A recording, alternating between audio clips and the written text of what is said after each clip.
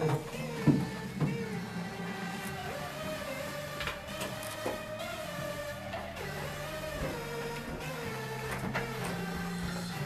enclenché là depuis 5 minutes? Passer un petit peu le sujet. Oui.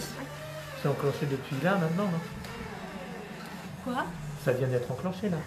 Je ne vois pas. C'est vrai. Bonne émission.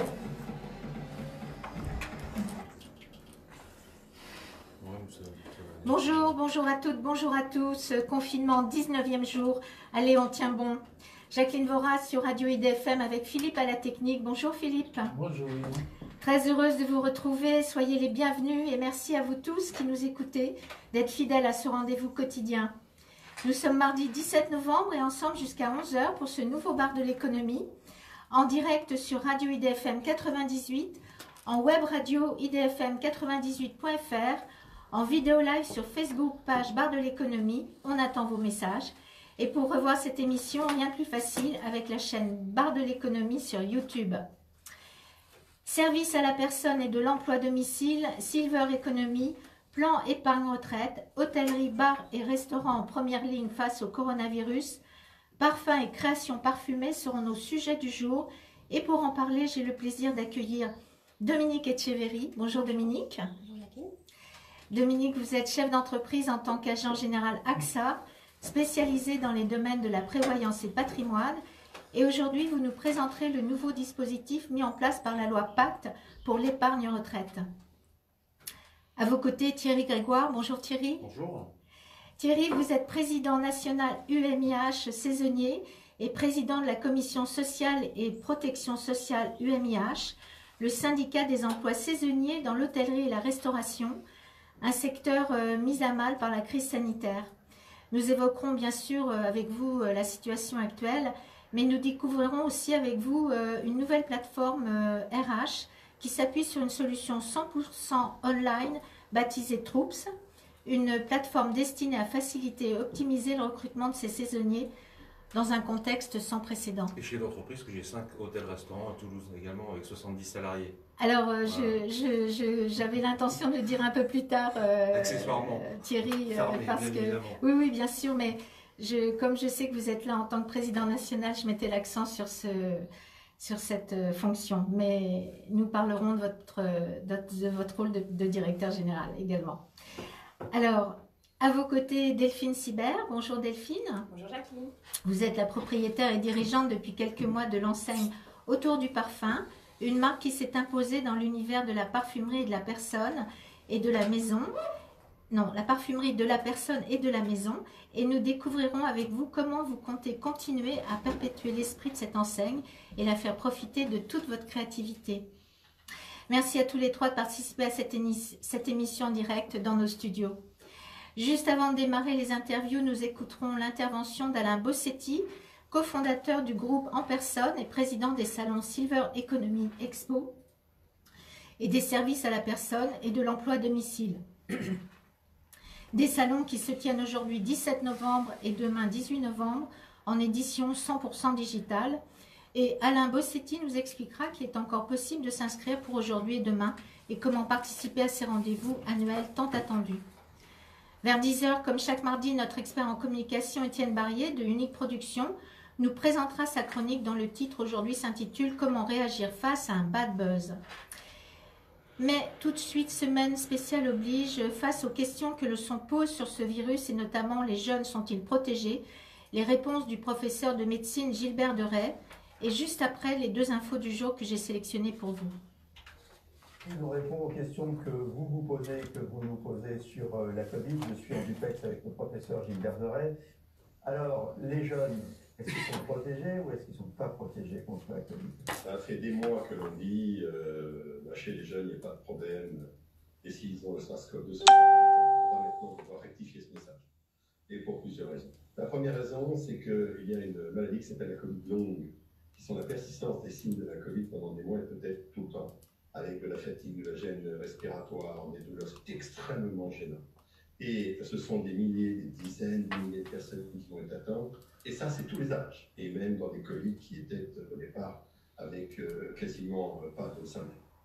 La deuxième raison, c'est qu'on a quand même la Covid chez les jeunes. Oui, bien sûr que la Covid grave autrement dit mortelle, touche moins les jeunes, mais une mortalité même faible chez des jeunes de 10 ans, de 20 ans, de 30 ans, c'est quand même extrêmement désagréable. Puis la troisième raison, c'est qu'il n'y a pas de barrière transgénérationnelle. Et à force de laisser passer ce message, les jeunes ont pensé qu'ils pouvaient vivre, allez, on va dire, normalement le temps de l'épidémie. Or, malheureusement, à chaque fois, c'est le même phénomène.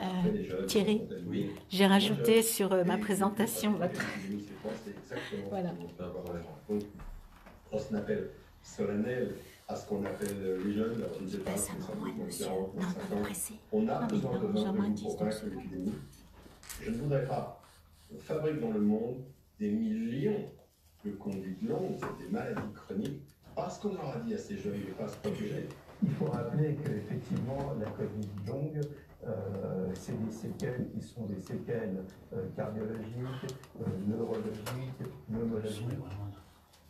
Oui, il y a tout ça, puis il y a même un certain Ah nombre oui. qu'on ne comprend pas pour l'instant, hein, avec des personnes qui n'avaient pas grand-chose, qui n'avaient pas forcément une atteinte d'organes, Attention. et puis qui ne s'en remettent pas, qui gardent cette gêne respiratoire et cette fatigue. Voilà, donc protégez-vous, y compris les jeunes.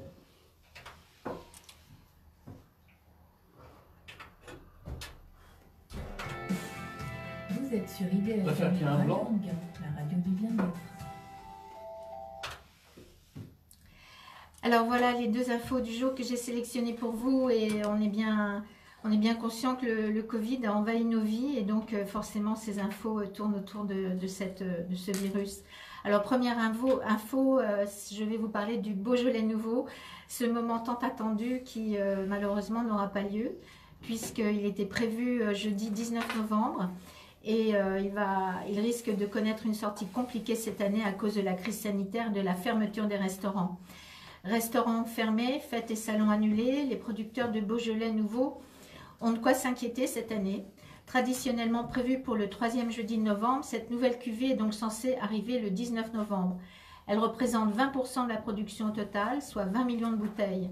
Certains producteurs veulent même tout de même y croire. C'est le cas de Gilles Gelin, pour qui la fermeture des restaurants a fortement impacté les ventes. On bosse avec 150, 200 restaurants, on en a une vingtaine qui ont commandé. La perte sera de 5 000 à 7 000 bouteilles à la fin. Au-delà du primeur, toute la production est touchée par la crise sanitaire. Pour une entreprise comme la mienne, ce mois de novembre représente entre 50 et 60% de chiffre d'affaires en moins. Ce sera un décalage de 2 ou 3 mois en fonction de la réouverture des restaurants. Gilles tente tout de même de rester positif, même si cela reste difficile. La fête est gâchée, elle a un petit goût amer alors qu'on a des vins exceptionnels cette année, déplore le producteur. Alors, je me tourne vers Thierry Grégoire. Vous voulez commenter cette information? Oui, bah, de toute façon, vous savez, quand on parle des hôtels, cafés, restaurants, c'est notre filière qui est au cœur de nos libertés, qui est impactée. Et puis c'est tout un tas d'autres filières, soit vinicoles, agricoles, qui sont touchées par ricochet par cette situation sanitaire. Donc oui, il y aura des transformations dans les métiers de demain, sauf que nos lieux à nous de vie sont celui de liberté aujourd'hui, qui sont totalement essentiels. Non pas, le terme est extrêmement mal choisi et même une forme de provocation du gouvernement en disant c'est essentiel, c'est pas essentiel, une espèce de tri que l'on fait. Donc oui, ça touche par ricochet. Le secteur de la restauration est un secteur qui emploie 1 million de salariés et de plus de 250 000 entreprises. Donc aujourd'hui, elles sont à l'arrêt.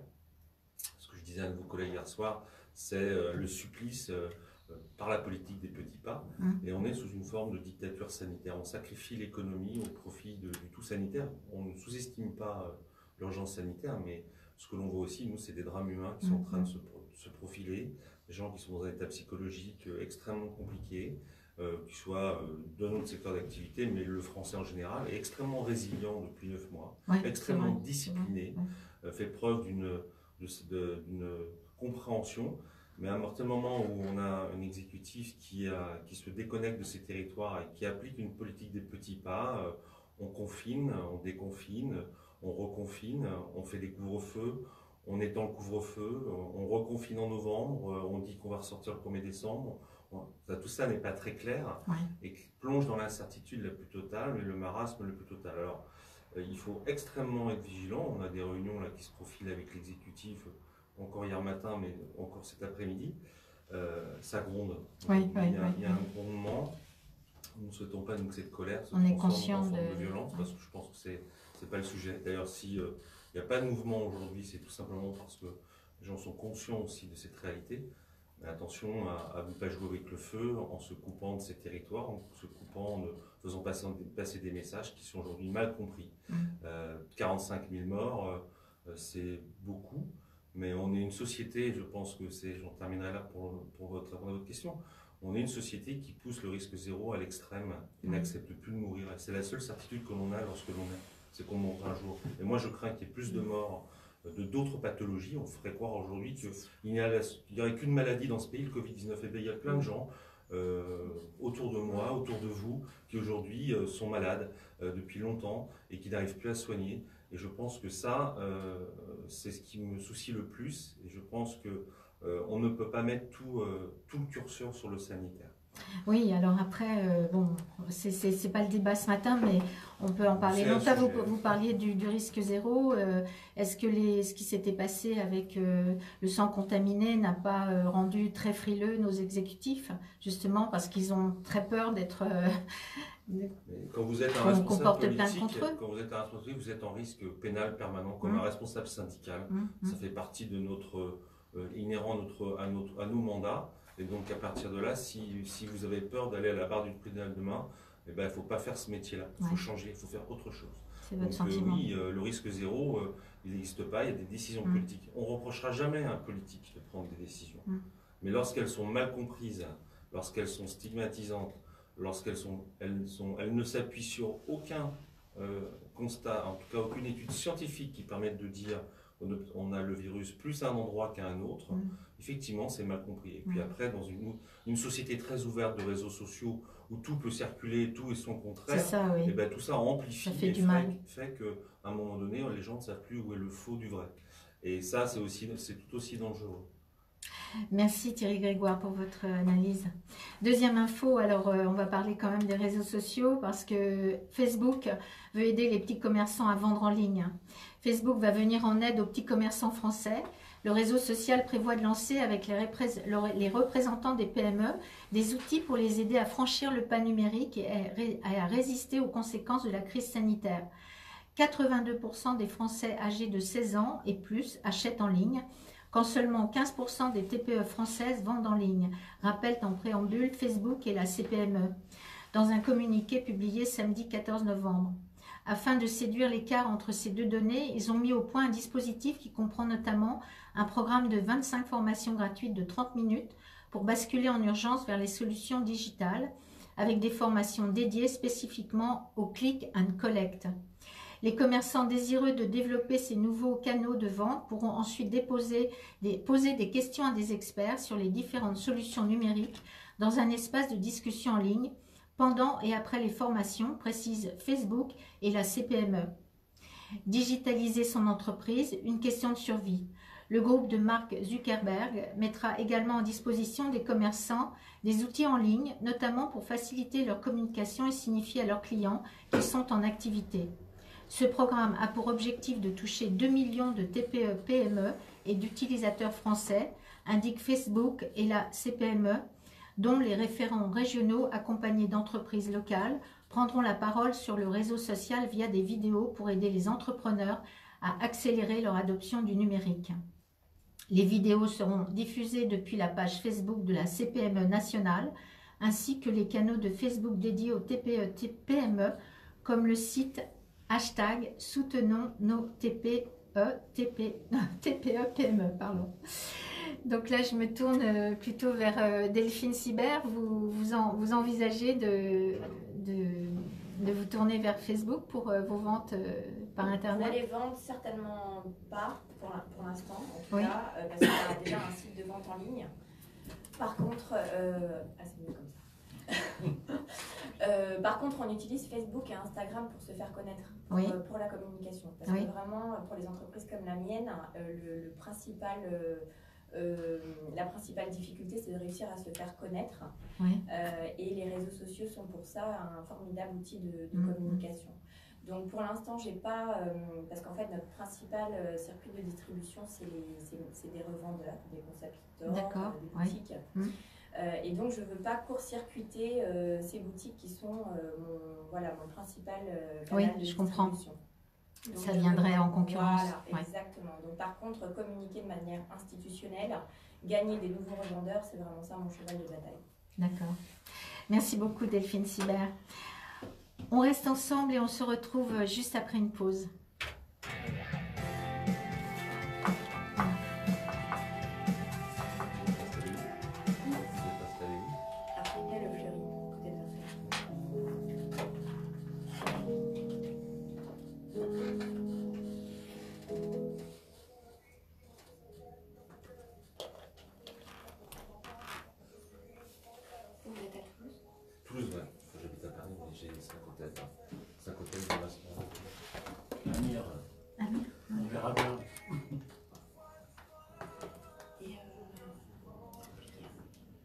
C'est compliqué, oui, c'est compliqué. C'est l'incertitude à nous, les chefs d'entreprise. Et puis moi, les revendeurs sont fermés. Et puis moi, le pick and collect, ça n'a rien du tout. Ça fait un boulot de dingue. On reste fermé pour l'instant. Ouais.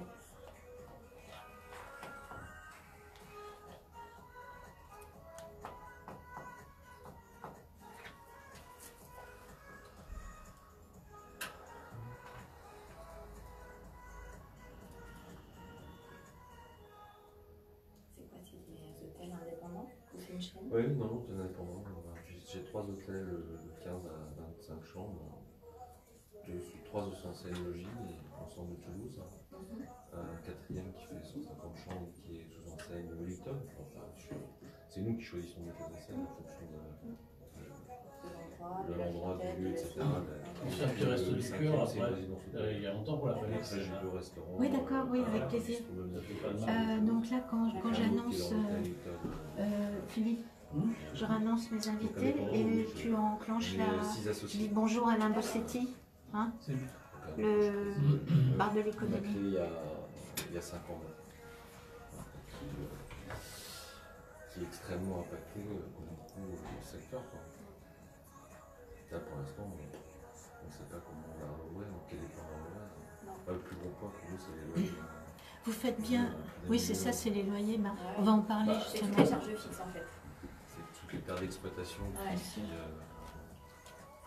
n'ont pas été couvertes, soit parce que contractuellement ça ne l'était pas. C'est pour ça qu'il y a des procédures judiciaires contre les assureurs.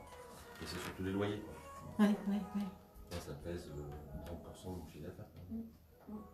Je l'annonce, hein, Alain. Je l'annonce, Alain Bossetti.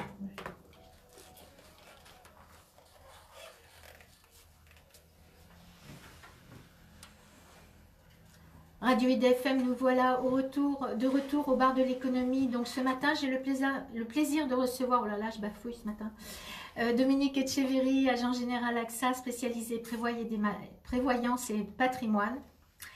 Thierry Grégoire, président national UMIH saisonnier et président de la commission sociale et protection sociale UMIH et président du groupe NT Galerie qui gère 5 hôtels dans la région toulousaine. Delphine Sibert, propriétaire et dirigeante de l'enseigne Autour du Parfum, Atelier Leblanc. Et nous allons donner la parole à Alain Bossetti, cofondateur du groupe en personne et président des salons Silver Economy Expo et des services à la personne et de l'emploi à domicile. Bonjour Alain.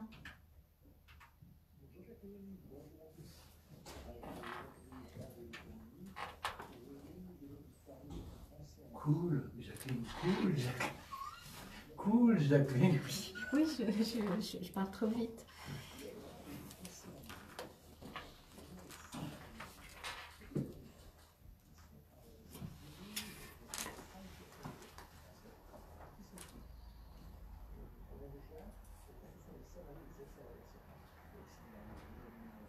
D'enfants. Vous savez, ce sont ces 26 métiers qui donnent droit à déduction fiscale et que l'on peut payer en CESU.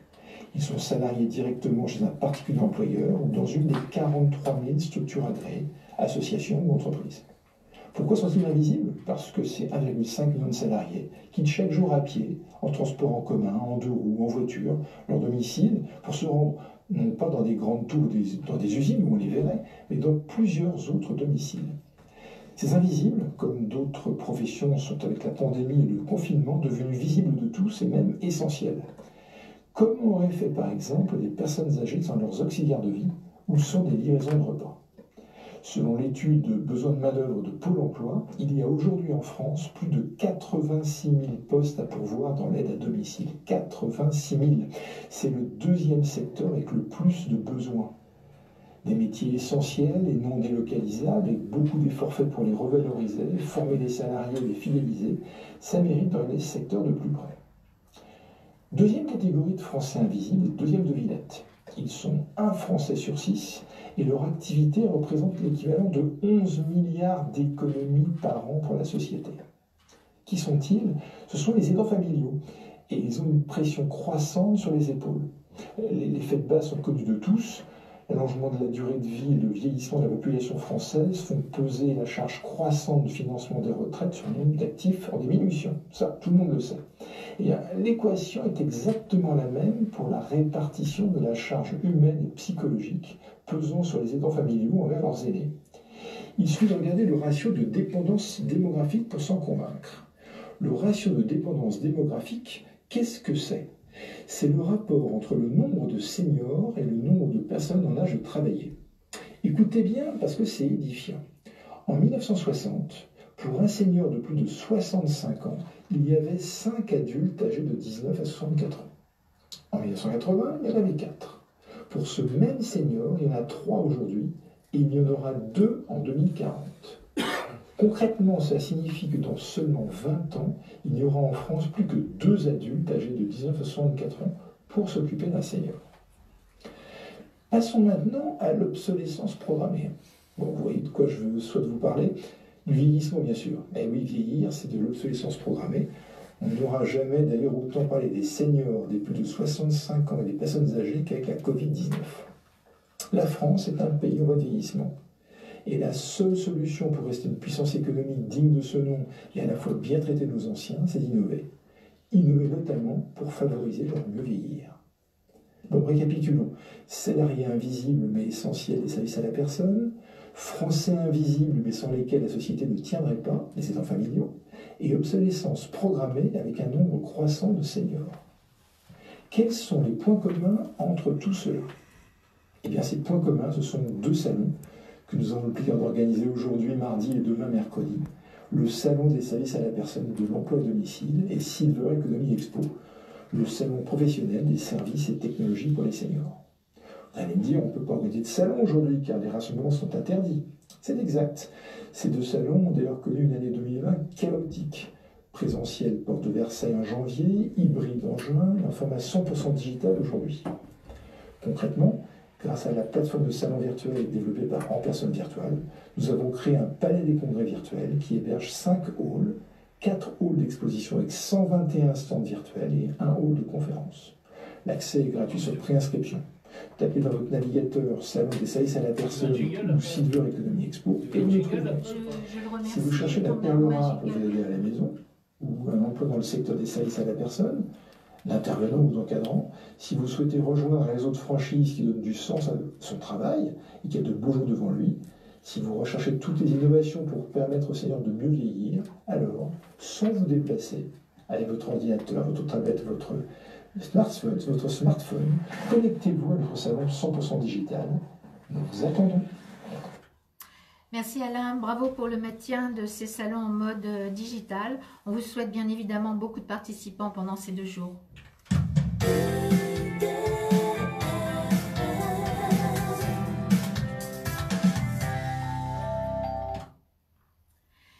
Je me tourne à présent vers Dominique Etcheverry. Dominique, merci d'être avec nous ce matin. Vous avez ouvert en 2002 un cabinet en tant qu'agent général AXA, spécialisé, je le rappelle, dans la prévoyance et patrimoine. Et aujourd'hui, vous avez souhaité nous parler du PER, le plan épargne retraite mis en place par la loi Pacte. Absolument. Alors peut-être faut-il rappeler que la loi Pacte, c'est le plan d'action pour la croissance et la transformation des entreprises, adopté définitivement le 11 avril 2019 et qui comporte un ensemble de mesures destinées à stimuler l'économie.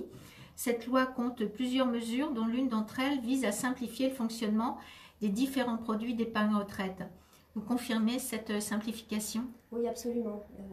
Avant ce dispositif, il existait grosso modo 5 dispositifs facultatifs.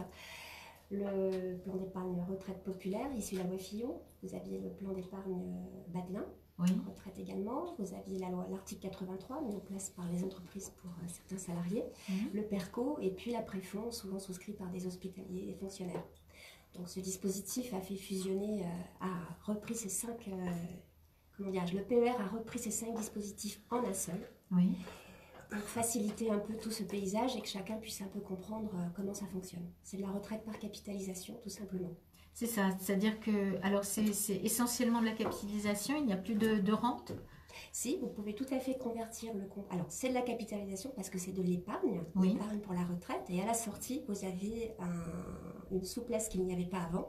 Vous pouvez opter pour une sortie 100% en rente, comme il existait précédemment, mais également vous pouvez récupérer sous forme de rachat total ou partiel votre épargne. D'accord. Le but, c'est d'inciter les Français à réorienter leur épargne vers de nouveaux dispositifs, c'est ça? Oui, parce qu'en fait, très curieusement, Alain, le monsieur qui a parlé avant moi, Alain a Bossetti, annoncé quand même des chiffres assez édifiants. Oui. Dans 20 ans, il n'y aura plus que 2 actifs pour un senior. Donc les régimes de retraite s'étiolent. Bien sûr. Et ils ne sont déjà pas très lourds, mais là, il est évident que ça va continuer à s'étioler et il est indispensable pour chacun de la préparer. Et le Français n'était pas favorable à tous ces dispositifs parce qu'il n'aime pas l'idée du tunnel et surtout de l'idée de la rente viagère, qui est pourtant une solution que vous préconisez. Mais bien sûr, parce qu'on aura besoin de revenus complémentaires pour la retraite. D'accord. Donc ça, c'est indispensable. Et quand on veut être tranquille et avoir quelque chose où il n'y a pas de risque, comme sur l'immobilier par exemple, eh bien la rente viagère reste quand même la solution idéale.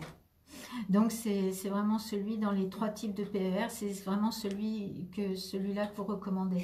Aujourd'hui, il n'existe plus que celui-ci, et chacun choisit le cadre fiscal dans lequel il veut s'inscrire. Donc s'il est salarié ou indépendant, il peut choisir le cadre Fillon, il pourra épargner jusqu'à 10% de son revenu. S'il est indépendant, il peut choisir le cadre Madelin, et dans ce cas-là, c'est un autre disponible fiscal qui s'applique, mais il peut y aller bien sûr.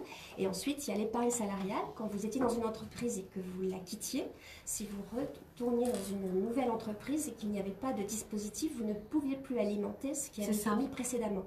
Donc aujourd'hui, vous pouvez le transférer sur votre plan d'épargne retraite. Et ce plan d'épargne retraite a 3 compartiments.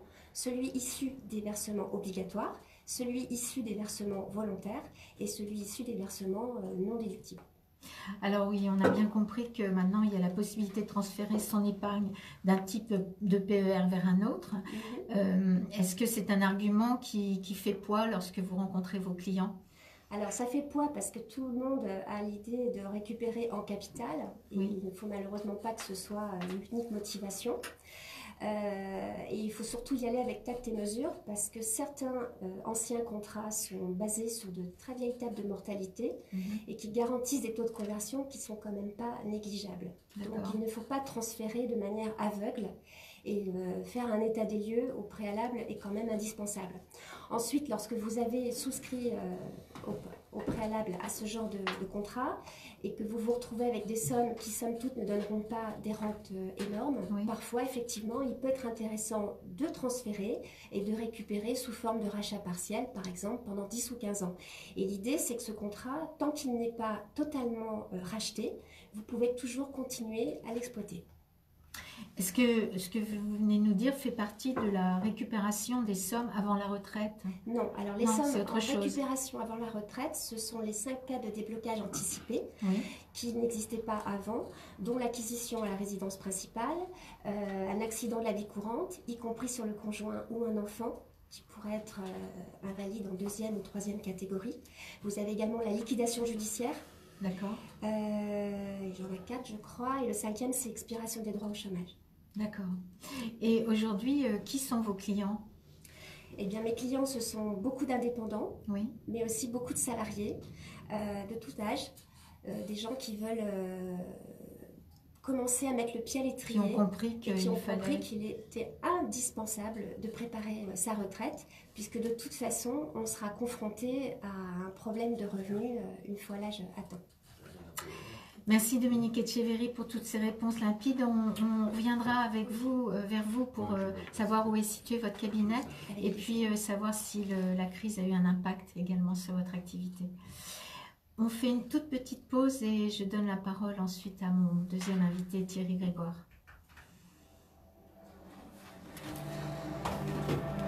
Je passe Je vais vous embêter, mademoiselle. C'était clair? Très très clair. Les produits sont sortis en partage,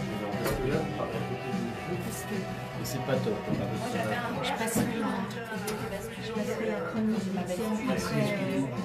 On n'entendait pas? Si, mais le son est C'était pas... comme vous parlez à côté du micro. Comme vous parlez à côté du micro, je dis salarié. Je suis désolée, je pensais On passera à la chronique d'Étienne après Thierry Grégoire. La GSC, c'est la garantie. Là, c'est les micros, il faut parler pas à côté parce que c'est un peu... Il faut baisser. Alors par exemple, si vous touchez 2 000 € par mois, vous pouvez choisir deux produits, un produit pendant 2 ans, vous êtes en perte de mandat, vous touchez jusqu'à 75% de votre salaire net. Donc ça c'est plutôt pas mal. C'est pas très coûteux. J'ai pris ça moi. Sur la loi Royale.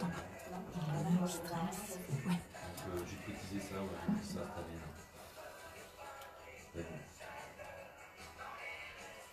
Notre vrai patrimoine, c'est notre fonds de commerce. Voilà, on est bien d'accord. Si on laisse travailler. Personne ne le rachètera. Hein. C'est ça.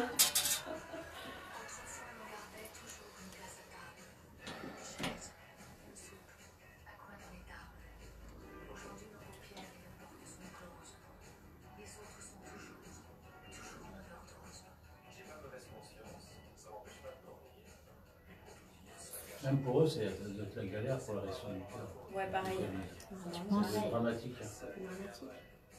Ah ben, pour tous les... Même les gens qui mendient dans la rue. Ouais, parce que automatiquement, c'est sûr que c'est terrible. Ouais. L'onde de choc, elle est violences inouïes. Hein.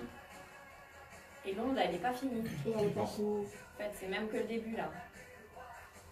Ouais, parce que même, voilà, comme vous disiez, hein, même si le Covid n'existe plus, derrière, c'est toutes les entreprises qui vont dégager. Bah ouais. Tout le monde va faire. Pour l'instant, il y a deux types d'entreprises. Il y a celles qui étaient malades avant le Covid, qui ont été sauvées par le Covid. Sauvées quoi. Par les protections d'urgence sanitaire, il n'y a plus de procédure collective, il n'y a plus de. qui étaient renouvelées là. Et puis il y a celles qui étaient saines, comme les miennes par exemple, où on est en train de mourir. Moi aujourd'hui, je suis endetté. J'ai 2 500 000 € de loyer impayés, de charges impayées, etc. Et ce que me donne le gouvernement, elle n'est largement pas à la hauteur. Et l'économie qui a été suspendue, ce que je disais encore hier soir à Bercy, ils ont changé, en fait, en suspendant l'économie, ils ont modifié toutes les règles qui ont permis de signer des baux avec nos bailleurs. Et on ne retrouvera pas l'économie avant 2-3 ans, voire plus. Donc c'est là où... Il y a un souci. Par contre, on a un secteur qui, lorsque ça repartira, on sera des premiers à rebondir très très rapidement. Parce qu'on a une agilité exceptionnelle. On met un peu d'optimisme dans le discours. Ah bah vous nous le direz aussi ça. Premier balcon, premier étage, on saute. Hein. Comment ? Il faut juste qu'on voulait travailler. Oui. Nous revoilà au bar de l'économie sur Radio IDFM et je suis toujours en compagnie de Dominique Etcheverry, agent général AXA spécialisé prévoyance et patrimoine.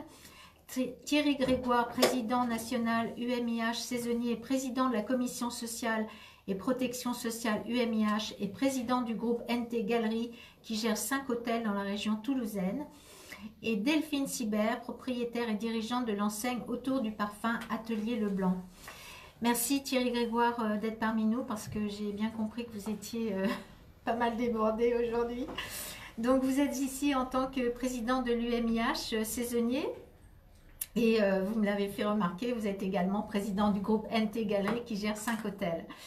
Donc rappelez-nous ce qu'est l'UMIH, l'Union des métiers et des industries hôtelières.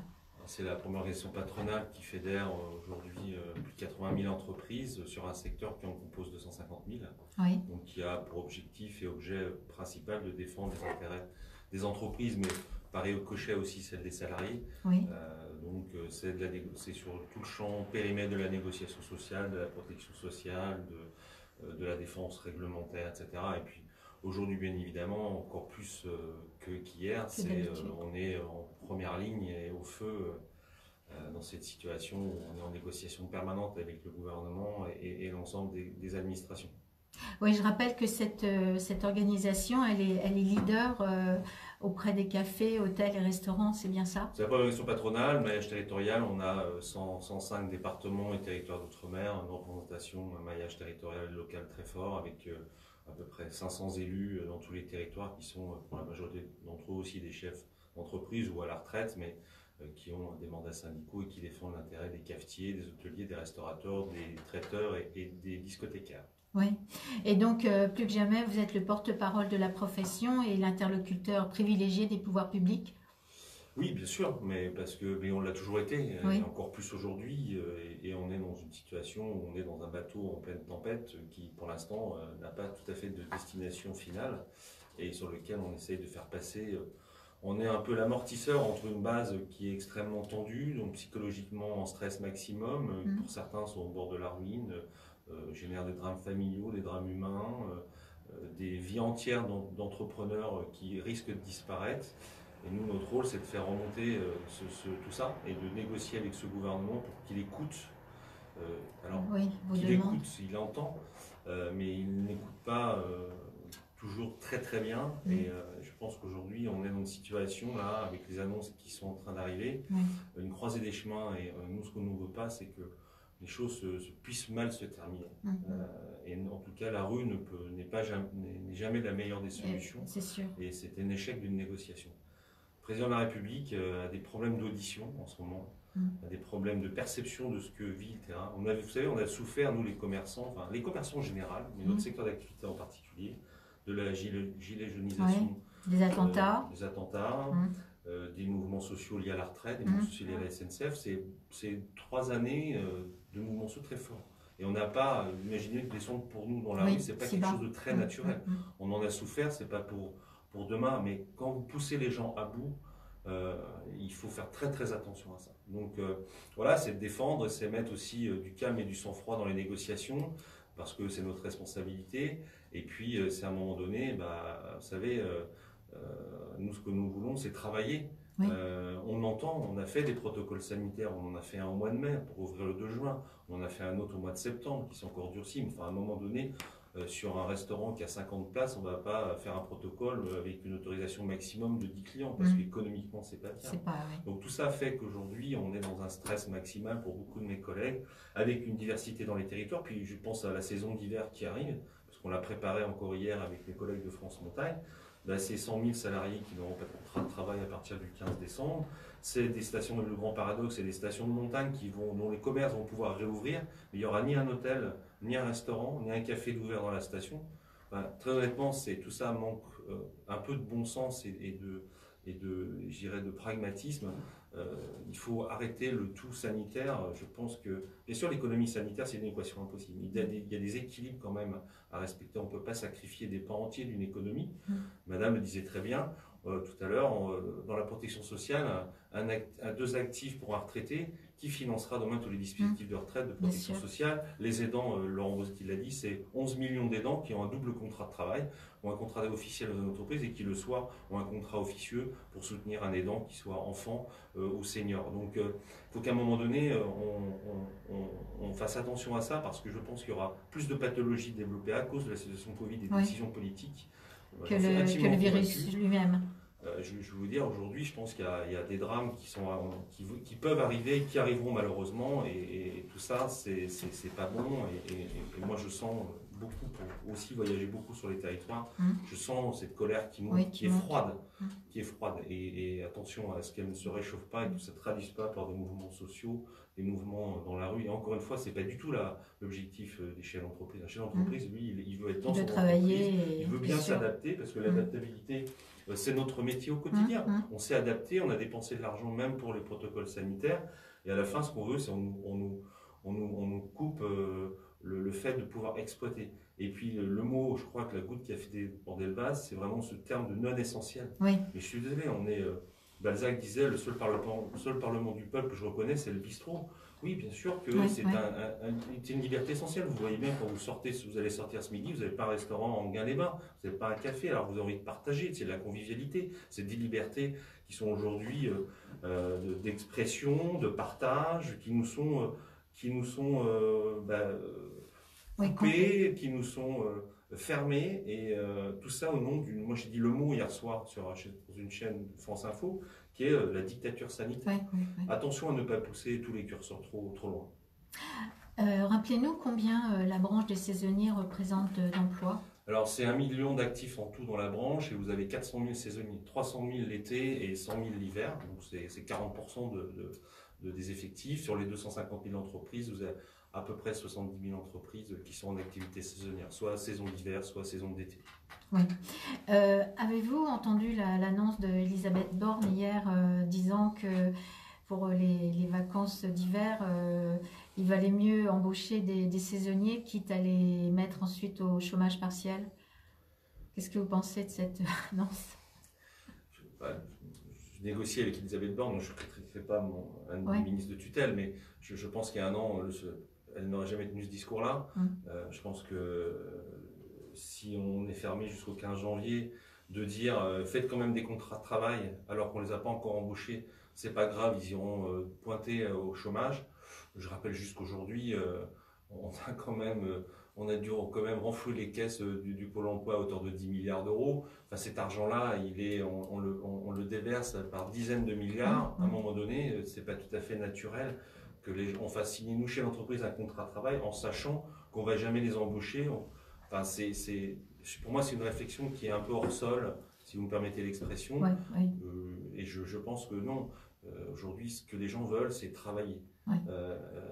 Ne pas vivre d'aide, de subventions. Alors après, probablement qu'il faudra, et je fais partie de ceux qui disent, c'est une dette. Si c'est une situation de guerre, comme le dit le président de la République, si c'est une situation exceptionnelle, quoi qu'il en coûte, eh ben, c'est une dette perpétuelle qu'il faudra que les États européens mettent dans leur compte. Et cette dette, ce sera un remboursement en meilleure fortune. Pour dire aux Français, au peuple européen, eh ben, ce n'est pas de votre faute. Continuez à consommer, on va vous redonner la possibilité de le faire. Et ce n'est pas vous qui paierez, parce que c'est une situation dite exceptionnelle.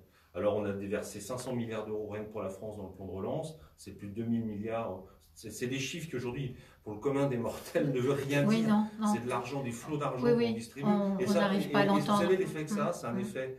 Alors tant mieux pour les banques et les assureurs et les banques assureurs. Les Français thésaurisme. Moi je préférais que les Français, et je pense que tout le monde, dépensent et consomment. Parce qu'il faudra bien qu'à un moment donné... Alors l'espoir que j'ai moi, c'est qu'on réouvre assez rapidement. Si c'est le 1er février ou le 15 janvier, il faudra de toute façon mettre tous les curseurs au maximum. Ce sera le seul secteur qui restera fermé avec l'événementiel et avec probablement les salles de sport. Donc il faudra mettre tous les dispositifs, les pousser au maximum. Mais on sera aussi un des secteurs, lorsque ça rouvrira, et on l'a vu le 2 juin, où les Français se sont réappropriés, se retournent dans leur bar, dans le restaurant, et ont reconsommé. Donc on aura aussi cette agilité, et on doit se préparer à ça. Mais il faut qu'on soit un maximum à réouvrir. Si on en tue 50% d'entreprises, et qu'on met au chômage entre 150 et 200 000, c'est à peu près la projection que l'on a, si on continue à rester fermé, je dirais qu'on ne sera servi à rien de jeter des flots de milliards dans l'activité partielle pour justement conserver l'emploi. Parce que moi je le dis, l'emploi certes c'est un contrat de travail et un salarié, mais enfin le contrat de travail il n'appartient pas au salarié, il appartient à l'entreprise. Si vous envoyez à la casse l'entreprise, vous enverrez le contrat de travail et le salarié visiter la casse Pôle emploi. C'est ça auquel il faut faire très attention. Donc le sanitaire en plus qui est très paradoxal, et c'est là où c'est en train d'énerver beaucoup de gens depuis maintenant 48 heures, c'est qu'on nous dit que la courbe est en train de baisser, que les chiffres sont à la baisse, et on continue à dire vous ne réouvrirez pas, alors que personne n'était capable de démontrer qu'on attrapait plus le virus malgré nos protocoles sanitaires dans un bar, dans un restaurant, et il y a des exceptions où les gens ont fait n'importe quoi, et moi je ne défendrai jamais les gens qui se mettent hors la loi, mais on l'attrape certainement beaucoup moins dans des lieux de vie que sont des bars-restaurants que dans son propre lieu familial, dans l'entreprise. Donc personne ne l'a démontré. Donc M. Véran, et moi je le cite, aujourd'hui c'est quelqu'un qui est hors sol, se comporte comme un dictateur sanitaire, et qui est en train en fait, de jeter ce pays-là probablement dans un chaos social, et ce que nous ne souhaitons pas. Et donc on essaie de le raisonner, mais c'est un mur. Il n'entend pas. Oui. Voilà. Il n'entend pas, il n'écoute pas, et ça ne l'intéresse pas. Et quand il dit ce matin, chez un de vos confrères, et ils ont tellement eu qu'il faut arrêter un moment qu'ils pleurent, je dirais que retirez vite vos propos, monsieur, parce que c'est indigne, vous êtes indigne d'être ministre de la République, en tenant ces propos chez Jean-Jacques Bourdin ce matin sur RMC, puisque je reçois des flots de SMS de collègues en colère. Alors, la semaine dernière, le Premier ministre Jean Castex a laissé entendre que les bars et restaurants pourraient rouvrir avant les vacances de Noël. Et c'est une annonce qui, à votre avis, ne va pas avoir lieu? Alors déjà, je voudrais qu'on parle aussi des hôtels. C'est hôtels, bars et restaurants. Oui, d'accord. Quand on ferme les bars et les restaurants, les hôtels, ils ont plus de avez raison. Donc c'est hôtels, bars et restaurants. Mais parce que les hôtels, certains hôtels restent ouverts quand même. Oui, avec quelle clientèle? Moi, j'ai 5 hôtels, 2 restaurants. Mes hôtels, aujourd'hui, vous n'avez pas de mobilité internationale. Parce que vous n'avez pas de restauration. Vous n'avez pas de touristes. Si, j'ai de la restauration dans 2 hôtels. Oui, mais je veux dire, en ce moment, vous n'avez pas de... Il n'y a pas de clients, donc on ne va pas ouvrir. Vous mettez les clés dans la serre, vous ouvrez, vous n'avez pas de clients. Donc vous perdez, faites quoi? Vous brûlez, vous payez des contrats de travail, donc autant les mettre en activité partielle. D'ailleurs, le dispositif sert à ça. C'est vraiment pour préserver. Donc c'est les hôtels, bars et restaurants. Écoutez, le Premier ministre, il dit beaucoup de choses en peu de temps et beaucoup de tout et son contraire. Il parle du 15 décembre, il parle avant Noël. Hier matin, il y a eu une réunion à Bercy, c'était le 15 janvier. À d'autres, c'est le 1er février. Et il va falloir ça, vous savez, l'effet yo-yo, c'est ça qui est pas bon. C'est cette parole. En fait, le citoyen a besoin de sentir que celles et ceux qui sont aux commandes de ce pays ont un cortex, une ligne. Et le fait de dire en 24 heures 2 dates différentes, ça c'est assez inquiétant.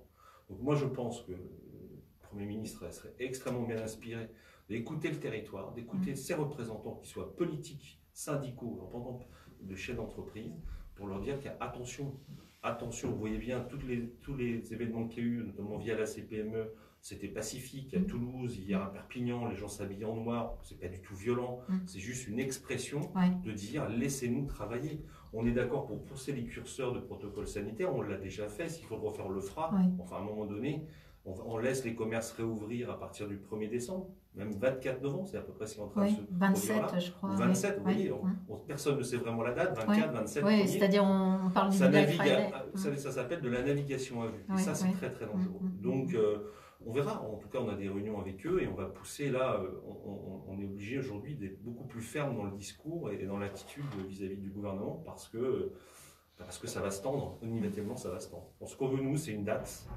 Une date ferme qui nous permette en tout cas d'avoir un peu d'espérance, un peu d'espoir et sortir de cette incertitude. On ne sortira pas de l'incertitude de savoir si on va travailler, mais enfin, le fait d'ouvrir nous permettra en tout cas de redonner de l'espoir à nos chefs d'entreprise. Alors, pour reprendre ce que vous dites, où rien n'a été prouvé qu'il y avait plus de cas constatés dans un lieu ou un autre, vous avez engagé un recours contre le décret du 29 octobre 2020 à propos de la dérogation autorisée à la restauration collective. On l'a pas. D'abord, on n'attaque pas la restauration collective. Non, on a bien compris. Le principe de distorsion de traitement, c'est ça. Pourquoi on réouvrirait des restaurants d'entreprise et qui serait moins risqué qu'un restaurant qui aujourd'hui a de démontrer ça. Pourquoi on rouvrirait des restaurants dans des écoles avec les enfants? Ce serait moins contaminant, alors qu'on sait très bien que les enfants sont des porteurs du virus. Lorsqu'on écoute, on commence à voir un peu le langage scientifique. Depuis 9 mois, on a les blouses blanches matin, midi et soir à la télévision. Donc, nous, ce qu'on attaque, c'est la décision, en tout cas, c'est la motivation qui a amené le gouvernement à prendre cette décision-là. Donc, nous, on attaque au Conseil d'État la décision de dire c'est une distorsion de traitement. Amener la preuve que quelle est la différence entre un restaurant d'entreprise ouvert, un restaurant scolaire ouvert et un restaurant traditionnel qui est ouvert. Pourquoi l'un est fermé et les 2 autres seraient moins contaminants et donc on les laisse ouverts. C'est tout, c'est une distorsion, c'est une discrimination, une distorsion de traitement que l'on souhaite que le juge puisse, au plus haut niveau, donc c'est le Conseil d'État, parce que c'est une décision administrative. Mais pour le moment, le recours n'est pas... Alors, vous savez, le juge qui va prendre cette décision-là, il est soumis à pression maximum. D'accord? Parce que s'il prend une décision, il retoque une décision du Premier ministre, du gouvernement de fermeture ça veut dire que après c'est un effet domino. Donc en tout cas nous ce qu'on veut c'est porter sur la place publique l'argument qui a amené à prendre cette décision. Et donc prouvez-nous qu'un restaurant est plus contaminant pour les clients qu'il reçoit, malgré les protocoles sanitaires qui ont été mis en place, qu'un restaurant d'entreprise, qu'un restaurant scolaire. Voilà. Donc c'est bien sûr la restauration collective, tant mieux pour eux. C'est peut-être d'autres motivations, mais nous, ce que l'on veut, on veut le porter sur le... Malheureusement, vous savez, attaquer un décret, attaquer à la barre du tribunal une décision gouvernementale, c'est l'échec d'une négociation. C'est très long, oui. Merci Thierry Grégoire. Inutile de vous dire combien nous sommes solidaires avec toute la profession, même si nous comprenons les enjeux liés au confinement. On vous retrouve dans quelques instants parce que vous nous parlerez d'une plateforme destinée au recrutement dans votre profession. Ben oui, quand même. Parler d'avenir. Alors, je vais donner la parole à notre... Il est 10h21 et c'est l'heure de recevoir notre expert en communication, Étienne Barrier, de Unique Production pour sa chronique, dont je vous rappelle le titre « Comment réagir face à un bad buzz ». Bonjour Étienne, comment allez-vous ?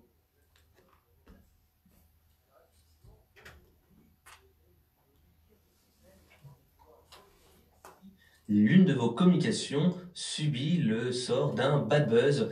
Et pour ça, je vais prendre l'exemple positif de Bouygues Telecom. La semaine dernière, l'entreprise a lancé une campagne de publicité, notamment une vidéo sur les réseaux sociaux, qui a eu un très mauvais retour. Voici un petit peu le décor. Nous sommes le jour de Noël. Une famille se retrouve dans un van et va chez l'un des membres de cette famille.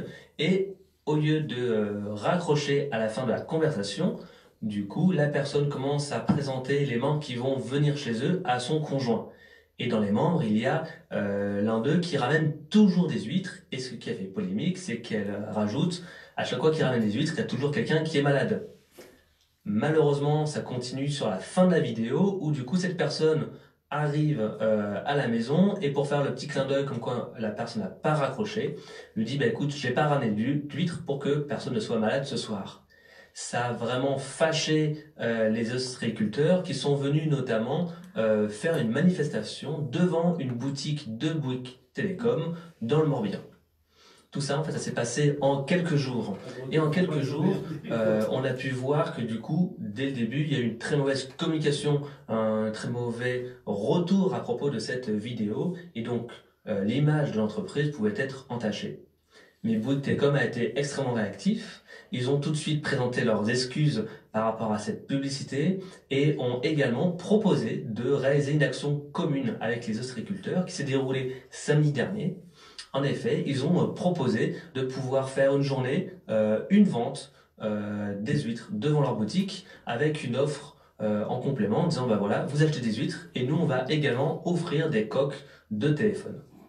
Alors le but évidemment c'était de renouer le contact, renouer le discours avec les ostréiculteurs, mais également de redorer aussi leur image face au public. Et donc, les enseignements que l'on peut retirer de cette polémique, de ce bad buzz, ils sont au nombre de 3, qui en fait équivaut à 3 actions à suivre impérativement si on est victime d'un bad buzz. Je ne vais pas vous parler de comment faire pour communiquer d'une façon globale. On va plutôt prendre tout de suite le fait que votre communication a été sortie et que malheureusement, il y a un bad buzz autour. La première chose, c'est que dès qu'on se rend compte qu'il y a un bad buzz, il faut réagir. Il faut vraiment réagir le plus rapidement possible et ne pas faire la politique de l'autruche, car plus on va attendre et pire ça va être. Ça va s'empirer. Et du coup, ce sera plus compliqué de pouvoir ensuite retourner la situation. Dès qu'il y a eu cette manifestation, 2 heures plus tard, ils ont fait leurs excuses. Donc la première chose à faire, effectivement, c'est dès qu'on se rend compte que le bad buzz est vraiment important, c'est de prendre la parole pour pouvoir la maîtriser, prendre la parole et de s'excuser. La seconde chose, c'est de ensuite renouer le contact, le dialogue avec les parties prenantes du bad buzz, pour comprendre leurs demandes, comprendre ce qui ne leur a pas plu du tout, afin de pouvoir ensuite engager la 3e phase. Une fois qu'on a bien compris les demandes, qu'on a pu discuter avec les personnes, voir ce qui n'allait pas dans la communication qu'on a pu faire, la 3e étape, ça va être de faire les rectifications. Et donc, en l'occurrence, pour Bouygues, c'était en 2 étapes. La première, c'était de pouvoir faire une action commune avec les ostréiculteurs pour pouvoir vendre des huîtres et dire que finalement le dialogue était renoué, que finalement les deux parties étaient à nouveau réconciliées. La seconde étape, extrêmement aussi importante, était de communiquer autour de cette action afin de redorer son image, de montrer au public d'une façon beaucoup plus globale sur la France entière que l'erreur avait été rectifiée et que du coup tout était positif. Et en l'occurrence, ils ont modifié la dernière phrase de la vidéo en changeant le fait que la personne disait « j'ai pas ramené d'huîtres pour que les gens ne soient pas malades » en disant plutôt « j'ai mangé toutes les huîtres, désolé ». La personne comprend tout de suite qu'elle n'a pas raccroché son téléphone. On reste dans l'esprit de la vidéo initiale, mais surtout le discours par rapport aux huîtres est complètement différent et reste positif par rapport à l'ostréiculture. Donc voilà un petit peu les 3 enseignements que l'on peut retenir de ce bad buzz qui s'est bien terminé pour Bouygues Telecom. La première chose, c'est de tout de suite réagir en s'excusant, en prenant la parole. C'est extrêmement important parce que si vous ne prenez pas la parole, ce sera vos opposants qui tiendront le discours. La seconde chose, ça va être de pouvoir entamer le dialogue avec les personnes qui ont lancé le bad buzz pour pouvoir comprendre ce qui les choque, ce qui les embête et pouvoir ensuite, dernière étape, rectifier les choses et surtout communiquer par rapport au grand public sur les rectifications que vous avez faites. Au final, vous pouvez vous en sortir grandi parce que vous allez montrer que vous êtes réactif, que vous êtes surtout attentif et que vous pouvez prendre du recul, avouer vos fautes. Finalement, nous sommes tous des humains, on peut faire des erreurs, mais l'important, ce n'est pas forcément de faire l'erreur, mais c'est surtout de pouvoir la réparer. Et si c'est le cas, que c'est fait en bonne intelligence, vous pouvez en ressortir grandi car vous montrerez que vous êtes à l'écoute de votre public et de votre audience. Voilà, c'est tout pour aujourd'hui. Je vous donne rendez-vous pour une prochaine chronique très très prochainement. Merci Étienne, à la semaine.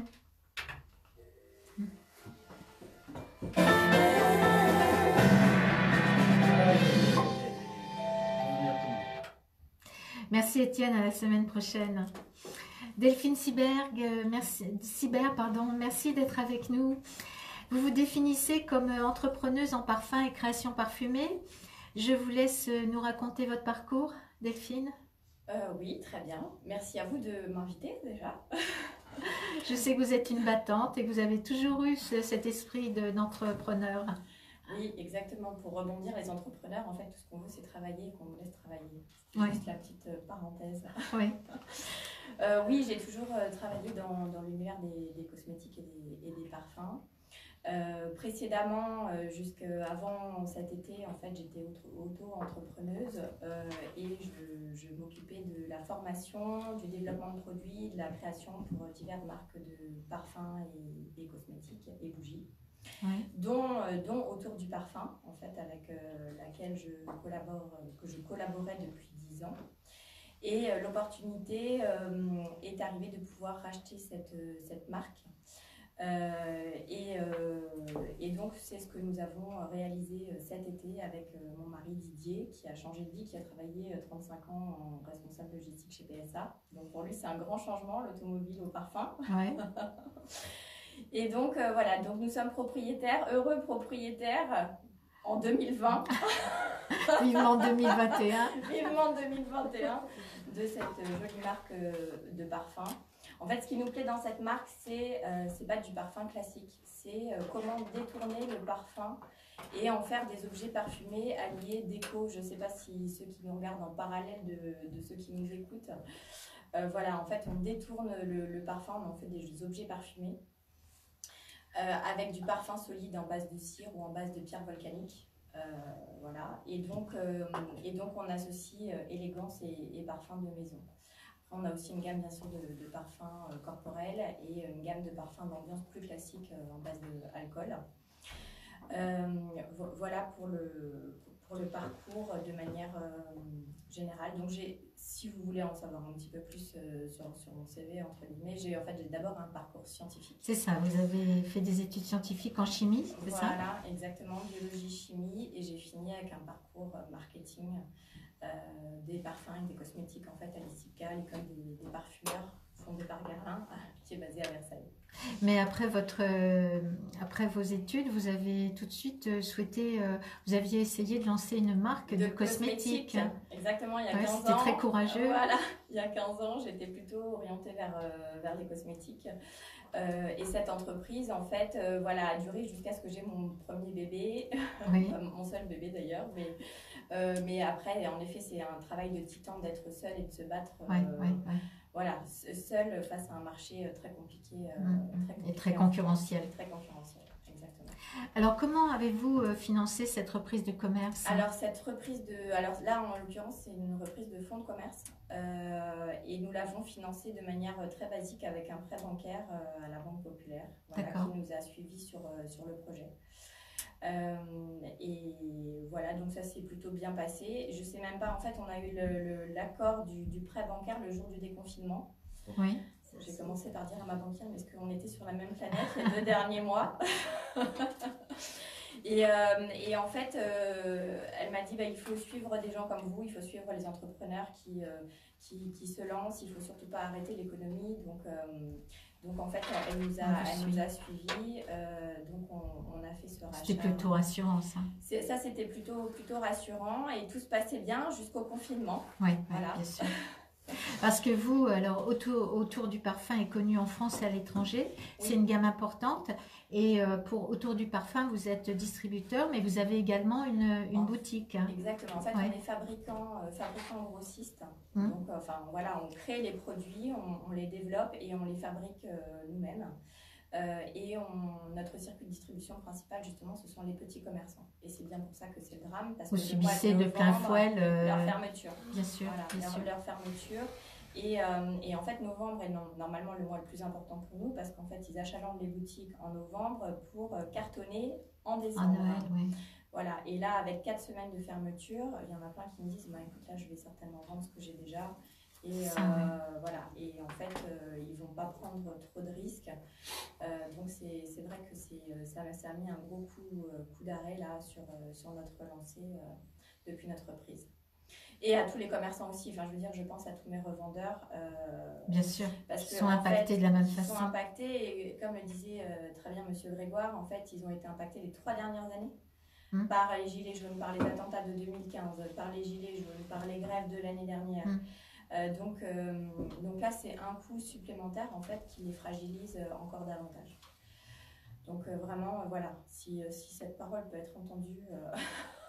Oui, je pense qu'elle est entendue par beaucoup et comme disait Thierry Grégoire, il ne faudrait pas qu'on descende dans la rue parce que c'est vrai que c'est quand même chaud en ce moment. Mais en fait, c'est bien ça qui me met en colère parce que les entrepreneurs, on n'est pas des gens qui descendent dans la rue en fait. On est des gens qui travaillons, qui payons nos charges de manière vraiment, enfin voilà, tout ce qu'on demande c'est de travailler et voilà, ils savent très bien de toute façon qu'on n'a pas l'habitude de descendre dans la rue et de revendiquer. On est plutôt sage. Bien sûr, à ce niveau-là. Et voilà, donc ça c'est vraiment regrettable. Merci. Ça sent très bon. Hein. Oui, c'est alors on va peut-être on les rapprochera tout à l'heure pour qu'on les voit mieux sur ma vidéo. Alors, donc, si je pourrais, voilà, si à tous ceux qui nous entendent, comme on est à la période de Noël, en fait, on fait des excellents cadeaux de Noël qui sont des objets très, très sympathiqueurtifs, très qualitatifs, très originaux.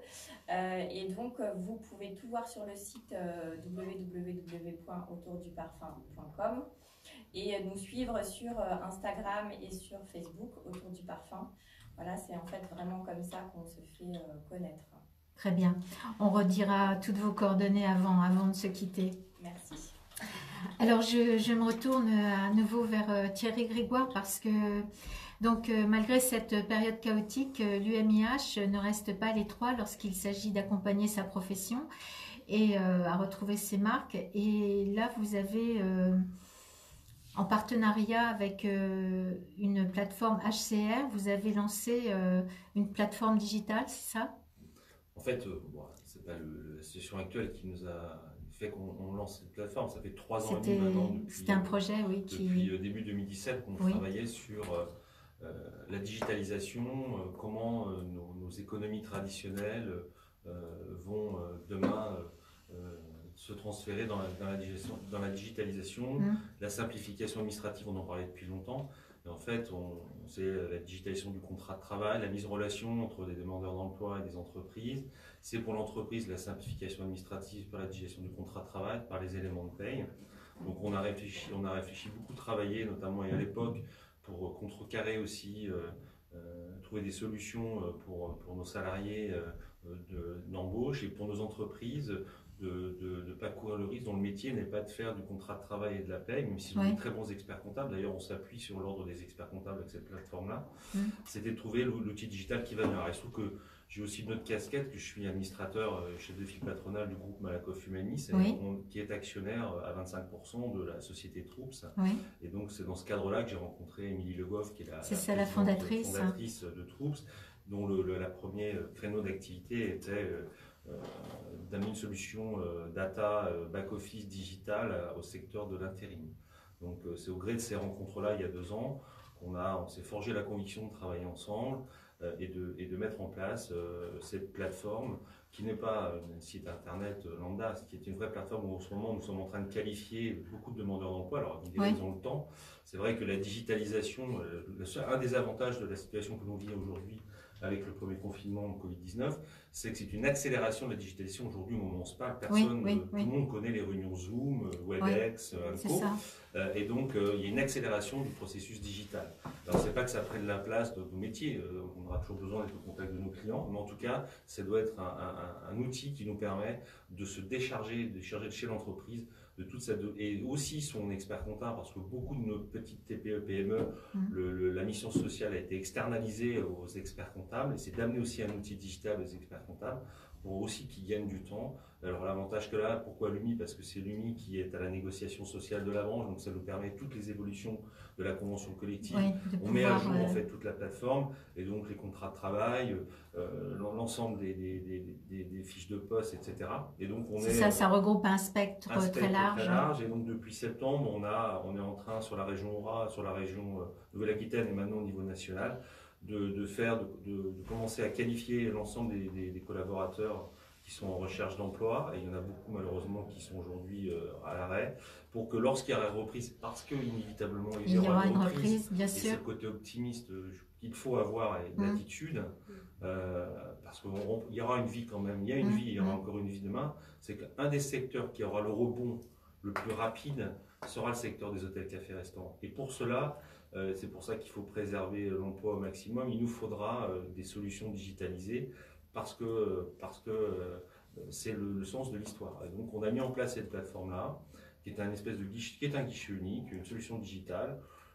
Donc ça y est, elle est active cette plateforme. Elle est active, on est en période, on va dire, ce qu'on appelle de test, de pré-test, enfin pas de test technique, parce que le système algorithmique qui a été inventé par Émilie Le Goff et ses équipes fonctionne, a déjà fait ses preuves. Aujourd'hui on le duplique sur le secteur de la branche des cafés-restaurants. On a aussi des volontés d'aller dans le BET, bureau d'études. Donc après, c'est une solution qui s'appliquera dans d'autres secteurs d'activité. Toujours en s'appuyant, bien sûr, sur le ministère du Travail, puisqu'on est labellisé par le ministère du Travail. Donc ça donne une caution quand même extrêmement importante.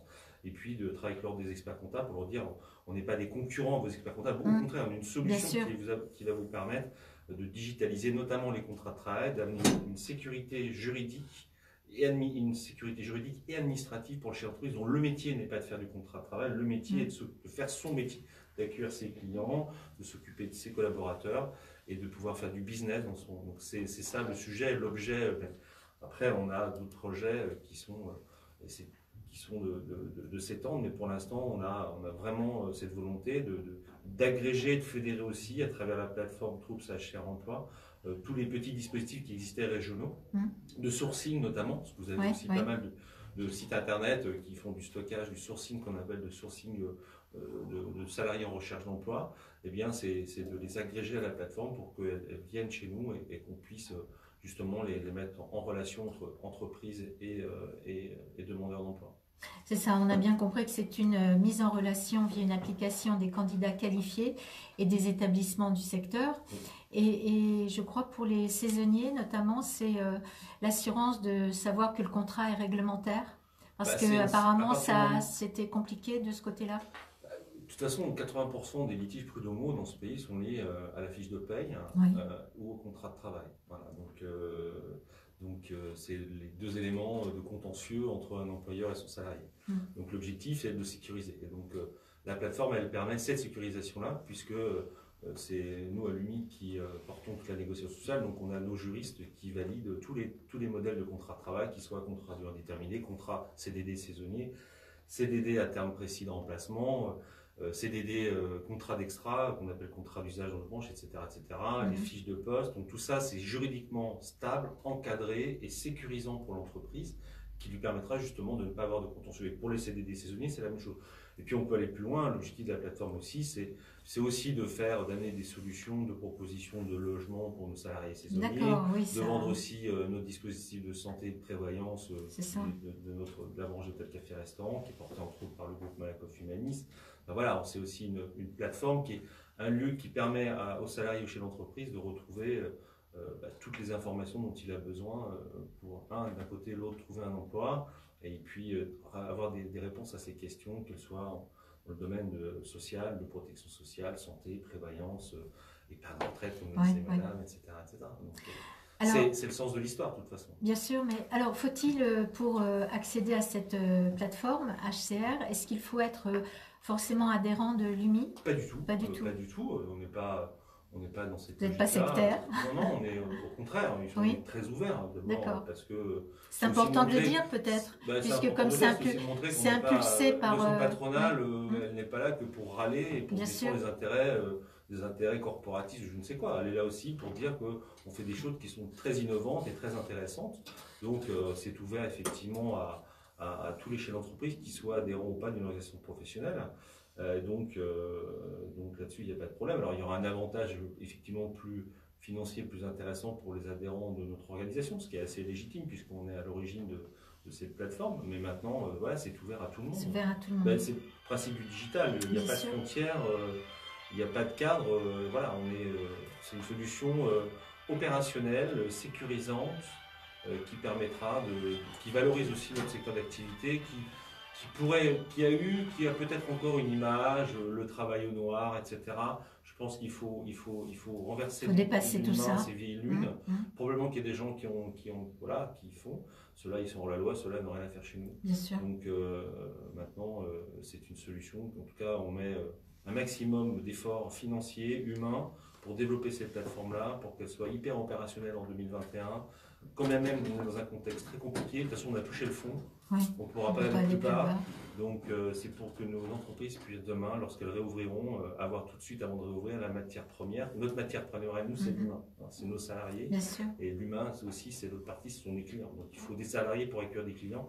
Et pour que les clients consomment, il faut des salariés. Donc, voilà, on est là-dedans. C'est l'humain. En fait, c'est une solution digitale qui ne prend pas la place de l'homme, mais qui permet à nos chefs d'entreprise et à nos salariés, en tout cas surtout aux chefs d'entreprise, de se concentrer sur leur activité. C'est ça, c'est un gain de temps considérable. Qui leur permet de se concentrer sur leur métier. Et leur métier, c'est pas de faire de la comptabilité et des contrats de travail et des fiches de paye.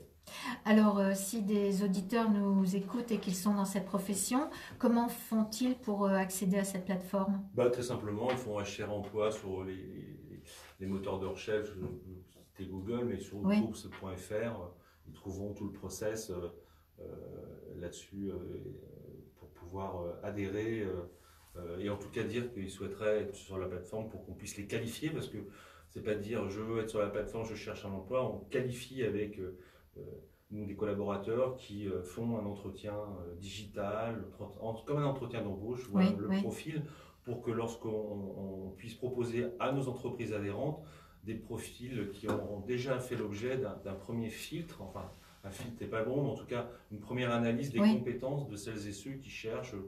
Si vous êtes chef de rang et vous postulez pour être réceptionniste, c'est possible. Enfin, ça demandera de faire un petit cursus de formation, etc. Mais voilà, donc c'est de qualifier, ce qu'on appelle qualifier le sourcing, qualifier les demandeurs d'emploi pour qu'on leur trouve en tout cas le poste qui correspond au mieux à leurs attentes et à leur formation lorsqu'ils en ont une. Oui, et puis le chef d'entreprise, il a accès à des centaines de candidats possibles d'une façon très très rapide. C'est extrêmement ludique et très intuitif en fait. C'est pas un site internet, on a les systèmes d'application. D'ailleurs, c'est l'appli qu'on favorise. Et c'est extrêmement ludique, extrêmement facile et convivial. Alors, plus c'est facile en technologie, plus c'est compliqué à construire. Hein. Donc, il y a toute une arborescence, toute une architecture technologique qui a été développée, qui ne se verra jamais, qui ne se voit pas. Mais pour arriver à cette simplification du dispositif, ça a nécessité des milliers d'heures de travail par des ingénieurs et surtout par l'équipe de je pense à Jean-Étienne Durand qui est le chef ingénieur avec Émilie qui ont développé cet algorithme qui est envié d'ailleurs dans d'autres secteurs d'activité, notamment la banque qui a fait des yeux doux à Émilie et à une partie de son équipe. Donc voilà, c'est le sens de l'histoire. Nous, on a envie de se projeter aussi, de se dire le digital, c'est sûr qu'on ne va pas digitaliser nos restaurants, nos hôtels, on n'aura pas de clients virtuels, en tout cas on sera, si c'est le cas demain, je veux dire, je ne vois pas trop le sens de ça. La digitalisation, elle doit apporter ça, de la simplification pour nous, le fait de mettre en relation plus rapidement les gens, salariés, demandeurs d'emploi avec leurs futurs employeurs, et puis aussi de faire du business qu'on appelle, je n'aime pas ce mot-là, mais B2B, c'est ça. Entreprise en entreprise, et donc c'est un peu ça le sens de l'histoire. Donc c'est d'aller plus vite, et la période que nous vivons depuis 9 mois, c'est une période exceptionnelle pour ces activités digitalisées. Oui, on espère que oui. On va gagner 5 ans. Là. Mais c'est vrai que pour les utilisateurs, la simplification, c'est vraiment le secret de la réussite. Hein, parce que si les gens, s'ils commencent, notre expert en communication nous le dit toujours, on reste quelques secondes sur un site et si ça ne répond pas, on passe tout de suite à autre chose. Donc, Thierry Grégoire, je crois que vous m'avez dit que vous deviez partir. Maintenant, si vous voulez rester encore quelques minutes avec nous, c'est très volontiers. Je vais partir dans 5 minutes. Bon, d'accord. Je vais aller jusqu'au bout. Très bien. Je vais vous faire cette impolitesse de partir à la fin de Non, mais je voulais pas. Je voulais vous mettre à l'aise. Nous sommes des gens bien éduqués quand même. Je sais, mais c'était parce que quand vous êtes arrivé, je vous ai senti un peu stressé. Donc, non, pas stressé. Ne vous inquiétez pas, tout va bien. Donc, je reviens vers vous, Dominique Etcheverry. Quel impact a eu cette crise sur votre activité? Inévitablement, il y a quand même une baisse de chiffre d'affaires. Oui, vous l'avez ressenti vraiment? Oui, évidemment, j'ai fait beaucoup d'assurance emprunteur et beaucoup de gens n'ont même si vous avez été en télétravail quand même. Moi, je suis dans un métier, effectivement, où le télétravail s'est énormément déployé. Et je ne fais pas partie de ces professions qui sont à plaindre, puisque le télétravail fonctionne très bien. Maintenant, il est évident que pour nouer des contacts, pour comment dirais-je, enrichir cette relation qui fait un peu le rencontrer métier, évidemment que le télétravail a quand même ses limites et j'avoue que c'est assez frustrant, mais bon, on n'a pas le choix, c'est la seule solution pour continuer à travailler, à œuvrer.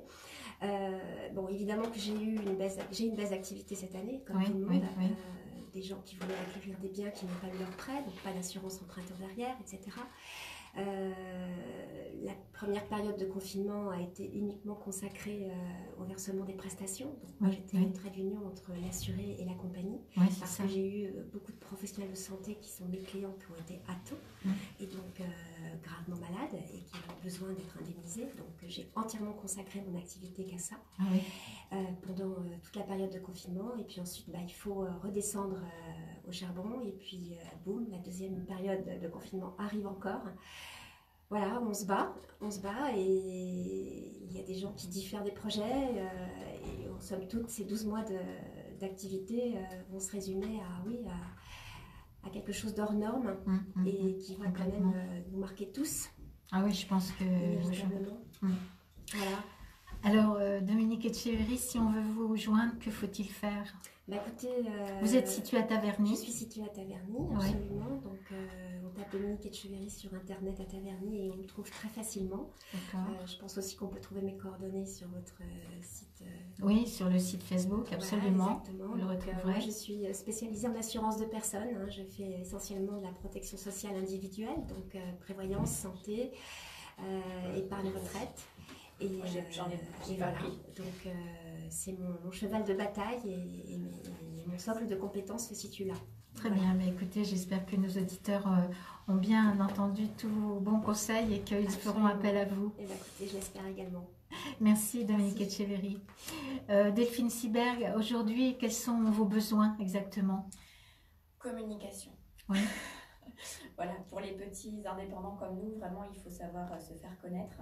Et habituellement, en fait, on rencontre nos clients et on fait connaître notre marque par le salon Maison et Objets, qui bien sûr n'a pas eu lieu comme tous les salons cette année, qui le prochain qui était prévu en janvier est décalé pour l'instant au mois de mars. s'il n'y a pas de confort d'ici là.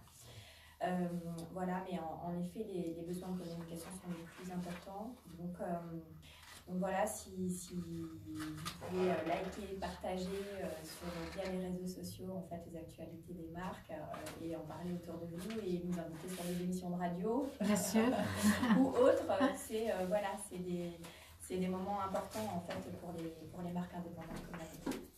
De toute façon, vous reviendrez quand tout sera fini, on reparlera d'une façon beaucoup plus... Pas des expositions dans des hôtels qu'on a rouvriront. Ah, mais oui, on a eu, en fait, avec notre produit... Faire des workshops, des showrooms. Avec notre aumônière, merci, au dernier salon Maison et Objets, nous avons eu le 3e prix des produits d'hôtel. D'accord. Voilà, parce que ça parfume une chambre et ça la décore. Je pensais que c'était pour mettre sur la tête. Pas du tout, pas du tout. Ça décore.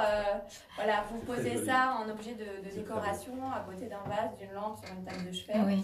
Et en fait, ce produit a eu, donc c'était via Maison et Objets, en fait, on a eu le 3e prix des produits d'hôtel. Bah ça ferait fureur dans nos hôtels.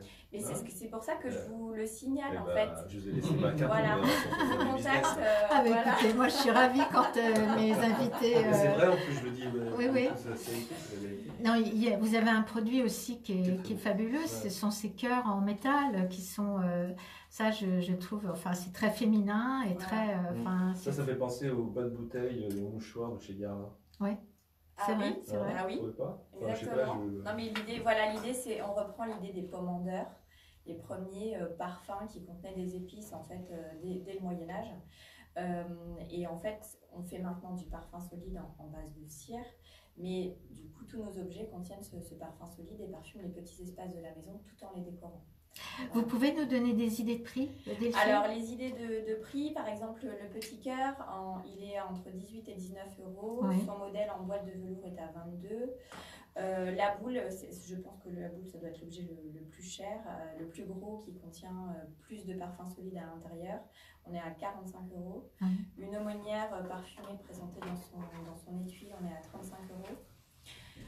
Voilà, donc la gamme va, et puis après on a tout. C'est des parfums d'ambiance, hein, c'est des parfums d'ambiance. On en a des corporels. Vous n'avez pas fait des colliers, on pourra mettre un petit peu de parfum. Nous avons eu ce pourrait être sympa, ça d'ailleurs. On a eu ce produit en fait déjà. Et voilà, et donc après ce que je voulais juste signaler, c'est que tout est rechargeable. En fait, c'est ça. Voilà, c'est important. On ne se revendique pas, je ne veux pas avoir de greenwashing, c'est pas du tout. En fait, on est des artisans qui travaillons de manière vraiment réfléchie. Donc, on n'est pas en train de se dire on va rien jeter, voilà, mais j'essaie de faire en sorte que les boîtes soient, qu'on a envie de les garder et qu'on en mette des bijoux ou autre chose, elles sont en velours. Le parfum solide dure plus d'1 an et après, en fait, tout est rechargeable. Ce parfum solide peut aussi se faire brûler dans un brûle-parfum qu'on propose également pour une diffusion encore plus intense que le parfum solide. Et les aumônières se rechargent en revaporisant du parfum sur les pierres. Voilà, donc en fait nos produits sont durables avec le moins de choses à jeter possible. J'achète. Très bien. Merci beaucoup. Avec des budgets qui restent très raisonnables et donc, comme vous l'avez dit, des belles idées de cadeaux pour Noël. Exactement. Pour les clients. Voilà. Cadeaux d'entreprise. Absolument. Exactement. Et pour les hôtels, en effet, on a plusieurs hôtels qui prennent et du parfum d'ambiance pour parfumer les oreillers, les coussins et les objets de décoration au passage. Parce qu'on vend aussi l'hébergement, mais une atmosphère. Alors, si elle peut être odorante, c'est encore mieux. Exactement. Donc j'ai des hôtels, notamment c'est un château, le château